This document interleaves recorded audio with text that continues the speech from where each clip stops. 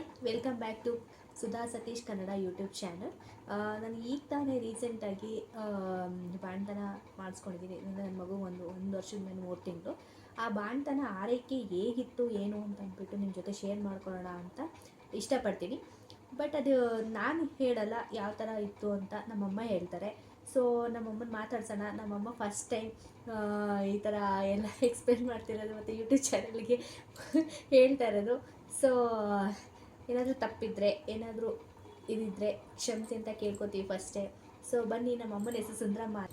So ಬನ್ನಿ ಹೇಗೆ ಏನು ಅಂತ ತಿಳ್ಕೊಳ್ಳೋಣ. ನಮ್ಮಮ್ಮ ಹೇಳ್ತಾರೆ ಹೇಗೆ ಅಂತ. ಬನ್ನಿ ಸ್ಟಾರ್ಟ್. ನಮಸ್ಕಾರ. ಬಾಣ್ತನ ಅಂದರೆ ತುಂಬ ಕಷ್ಟ ಇರ್ತದೆ.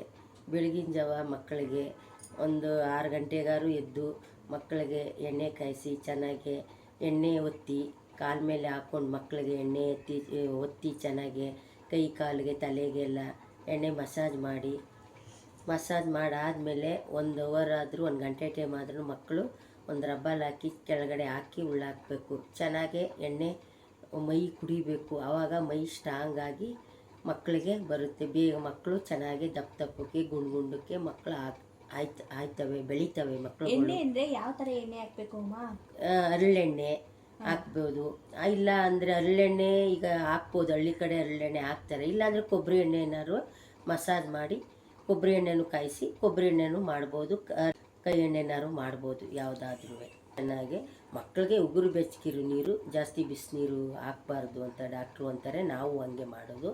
ನಾನು 3 ಮೊಮ್ಮಕ್ಳಿಗೂ ಹಂಗೆ ಉಗುರು ಬೆಚ್ಚಗೆ ನೀರನ್ನೇ ಸ್ನಾನ ಮಾಡಿಸ್ಕೊಬಂದು ತಲೆಯೆಲ್ಲ ನೀಟಾಗಿ ಕಾಟನ್ ಬಟ್ಟೆಲಿ ಒರೆಸಿ ಮಕ್ಕಳಿಗೆ ಚೆನ್ನಾಗಿ ಕಿವಿಗೆಲ್ಲ ಕಾಟನ್ ಬಟ್ಟೆಲ್ಲ ಹಾಕಿ ನೀರೆಲ್ಲ ತೆಗೆದು ಚೆನ್ನಾಗಿ ಒರೆಸಿ ಪೌಡ್ರ್ ಹಾಕಿ ಬಟ್ಟೆ ಹಾಕಿ ತಲೆಗೆ ಇದು ಟೋಪಿ ಕಟ್ಟಿ ಸ್ವೆಟ್ರ್ ಹಾಕಿ ಎಲ್ಲ ಹಾಕಿ ತೊಟ್ಲಿಗೆ ಬೆಚ್ಚಗೆ ತೊಟ್ಲು ಬಟ್ಟೆ ಎಲ್ಲ ಚೇಂಜ್ ಮಾಡಿ ಎಲ್ಲ ಮಾಡಿ ಮಕ್ಕಳನ್ನ ಮಲಗಿಸ್ಬಿಟ್ಟು ಆಮೇಲೆ ತಾಯಿದು ಮಕ್ಕಳಿಗೆ ಕೆಂಪು ನೀರು ಮಾಡಿ ನಾವು ಕಡೆ ಆರತಿ ಮಾಡಿ ನಾವು ಮಕ್ಕಳನ್ನ ಮಲಗಿಸ್ತೀವಿ. ಮಲಗಿಸಾದ್ಮೇಲೆ ತಾಯಿನ ಸ್ನಾನಕ್ಕೆ ಕೂರಿಸ್ತೀವಿ. ತಾಯಿಗೂ ಅರಿಶಿನ ಬೇವಿನ ಸೊಪ್ಪು ಅವ್ರ ಫಸ್ಟು ಮೈಯೆಲ್ಲ ಉಜ್ಕೊಂಡು ಆಮೇಲೆ ತಲೆಗೆ ಸ್ನಾನ ಮಾಡ್ತಾರೆ.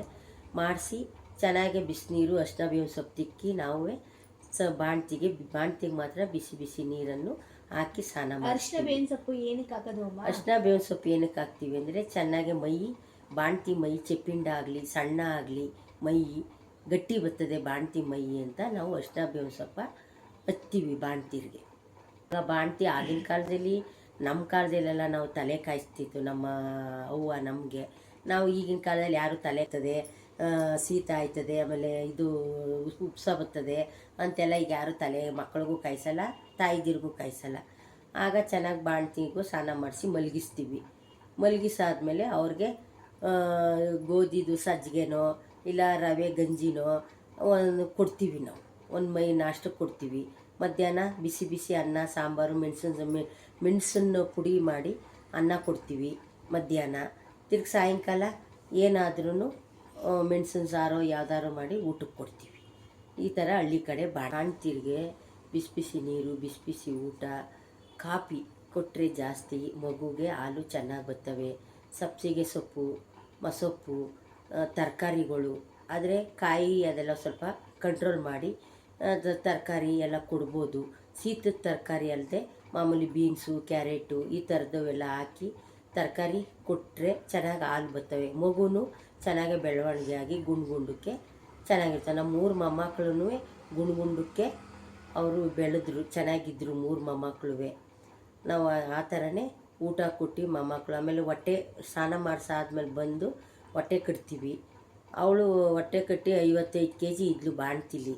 ಸಣ್ಣ ಆಗಿದ್ಲು, 5 ತಿಂಗಳಿಗೆ ಅವಳು 10 kg ಸಣ್ಣ ಆಗಿದ್ಲು. ಮಕ್ಕಳು ಮಲ್ಗವೆ ಅಂದ್ಬಿಟ್ಟು ತೊಟ್ಲಲ್ಲಿ ಸುಮ್ಮನೆ ಇದ್ಬಿಟ್ರೆ ಆಗಲ್ತು. ಮಕ್ಕಳಿಗೆ ಎಬ್ಬರಿಸಿ 2 ಗಂಟೆಗೆ ಒಂದ್ಸಲ ತಾಯಿ ಏಳಿಸಿ ನಾವು ತಾಯಿ ಆದವರು ಹಾಲು ಕುಡಿಸು ಮಗು ಎತ್ಕೊಂಡು ಅಂತ ನಾನು ನಮ್ಮ ಮಗಳಿಗೆ ಹೇಳ್ತಿದ್ದೆ. 2 ಗಂಟೆ ಟೈಮ್ಗೆ ಒಂದ್ಸಲ ಇದಳು ಹಾಲು ಕುಡಿಸೋವ ಮಗಿಗೆ. 2 ಗಂಟೆ ಟೈಮ್ ಆಯಿತು, ಮಗು ಎಳೆ ಮಗು 5 ತಿಂಗಳು ಗಂಟ 2 ಗಂಟೆ ಟೈಮ್ 3 ತಿಂಗಳು ಗಂಟ ನಾವು 2 ಗಂಟೆ ಟೈಮ್ಗೆ ಒಂದ್ಸಲ ಹಾಲು ಕುಡಿಸ್ಬೇಕು. ಮಕ್ಕಳಂಗಳು ಆರೋಯ್ತದೆ. ಆಗ ಹಾಲು ಕುಡಿಸಿದಾಗ ಮಕ್ಕಳು ಚೆನ್ನಾಗಿ ಬೆಳವಣಿಗೆ ಆಗಿ ಮಕ್ಕಳು ಗುಂಡಕ್ಕೆ ಮಕ್ಕಳು ಬೆಳವಣಿಗೆ ಆಯ್ತವೆ. ತಿರ್ಗಿ ಖಾರ ಅಂತ ಹಾಕ್ತೀವಿ ನಾವು. ಗೈ ಪೌಡ್ರ್ ಅಂತೂ ಯಾವುದೂ ಹಾಕಲಿಲ್ಲ, ಖಾರ ಹಾಕ್ತಿದ್ದೋ. ಖಾರನ ತೇದು 5 ತಿಂಗಳ ಗಂಟ ಖಾರ ವಾರಕ್ಕೊಂದ್ಸಲ ಖಾರ ಹಾಕ್ತಿದ್ದೋ. ಈಗ 5 ತಿಂಗಳಾದಮೇಲೆ ನಾವು ಖಾರನ ಎಲ್ಲ ಪುಡಿ ಮಾಡಿ ಒಂದು 3 ವರ್ಷ ಗಂಟನೂ ಖಾರ ಹಾಕ್ತೀವಿ ಮಕ್ಳುಗಳ್ಗೆ. ಆವಾಗ ಮಕ್ಳುಗಳ್ಗೆ ಇದಾಗೋದು, ಹೊಟ್ಟೆ ಮಂದ ಸೇರೋದು ಅದೆಲ್ಲ ಆಗೋದಿಲ್ಲ. ಚೆನ್ನಾಗಿ ಮಕ್ಕಳು ಬೆಳವಣಿಗೆ ಆಯ್ತವೆ.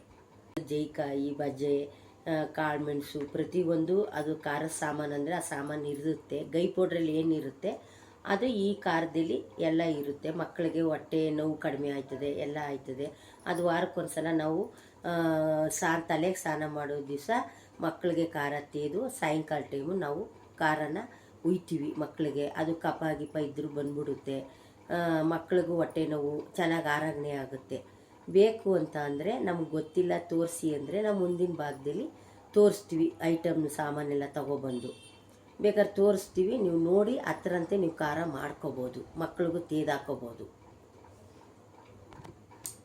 ಈಗ ನಾವು ಒಂದು 5 ತಿಂಗಳ ಗಂಟ ಮಕ್ಕಳಿಗೆ 3 ದಿವಸಕ್ಕೊಂದಿನ ತಲೆಗೆ ಸ್ನಾನ ಮಾಡಿಸ್ತೀವಲ್ಲ, ತಲೆಗೆ ಸ್ನಾನ ಮಾಡಿಸೋದು ಬೆಳಗ್ಗೆಗೆ ಅಂತ ಸಾಯಂಕಾಲ ನೈಟ್ಗೆ ನಾವು ಇಲ್ಲ ಬಾಳೆ ಎಲೆ, ಇಲ್ಲ ಇಳ್ಳೆದೆಲೆ, ಇಲ್ಲ ಎಕ್ಕದ ಎಲೆ, ಹಣ್ಣೆಲೆ, ಅದನ್ನು ನಾವು ಎಲೆನ ಚೆನ್ನಾಗಿ ಉಗುರೆಲೆಲ್ಲ ಹಿಂಗೆ ಗಿಂಡ್ಬಿಟ್ಟು ಅದಕ್ಕೆ ಎಣ್ಣೆ ಹಚ್ಚಿ ದೀಪದಲ್ಲಿ, ಕೈ ಎಣ್ಣೆ ದೀಪದಲ್ಲಿ ಅದು ಕಾಯಿಸಿ ನಾವು ಹೊಟ್ಟೆಗೆ ಅದು ಹಾಕಿದಾಗ ಈಗ ಬಾಣ್ತಿಗೆ ನಾವು ರೈತರ ಅದು ನಾವು ಗೌಡ್ರಾದರೆ ಚಿಕನ್ನು ಮಟನ್ನು ತಿಂದಿರ್ತೀವಿ, ಅದು ಆರೋಗ್ಯ ಆಗಿರಲ್ಲ.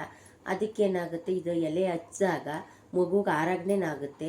ರೈತರೇ ಮಟನ್ ಚಿಕನ್ ತಿನ್ನೋರೇ ಕಾಯಿಸಾಕಬೇಕು ಅನ್ನೋದೇನೂ ಇಲ್ಲ.